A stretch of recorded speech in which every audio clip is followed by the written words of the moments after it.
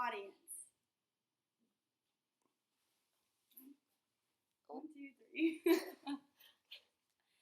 My name is Brittany Bell, and I am here to inform you about the effects social media is making on our society. When social media was thought out and became so acceptable to our society, it was not meant to be negative or harmful to our generation. It was made to connect with family members, connect with old friends, maybe even make some new friends. But our generation has made a turn in that.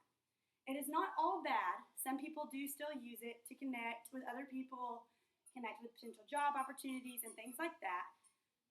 But according to a study done in 2013 by Duggan and Smith, it was indicated that 73% of adults that use online webbing have social networking sites.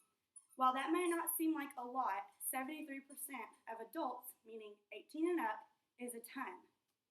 Some people are using it positively, while some are abusing it. Some don't realize the harm that it is doing to girls with our body image or thinking we should act a certain way, and it is even giving guys a way of thinking that girls should look, making us feel more pressured about how we should portray ourselves, dress, do our makeup, things like that, our bodies. As stated in one of my sources, the tweens and teens I spoke to were often very troubled by the ways the culture of social media was exerting influence on their self-image and relationships. Self-image and relationships with both friends and potential dating partners. It makes girls have such high expectations about how we should look and act, and it even makes guys think differently as well. It is not just me stating this, but it is people realizing, yet we all still do the same thing over and over again. We abuse it. We meet boys or other girls on social media. We don't know them. We pretend like we know them. And we're all portraying ourselves differently.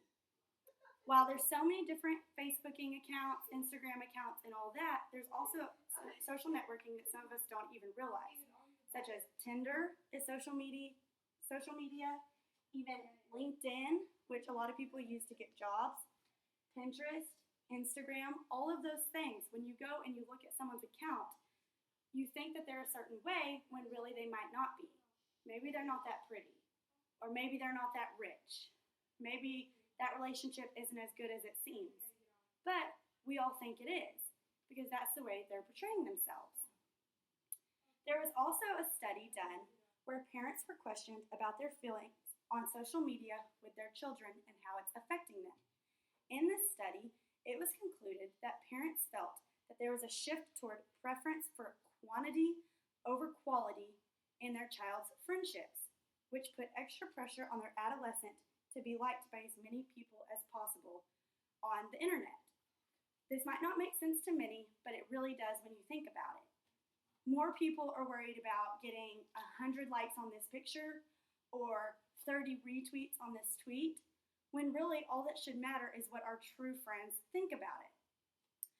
If some people don't get 1,000 likes or they don't get 20 new followers a day, they just go ahead and delete the picture, because to them that means it wasn't pretty or it wasn't cool enough.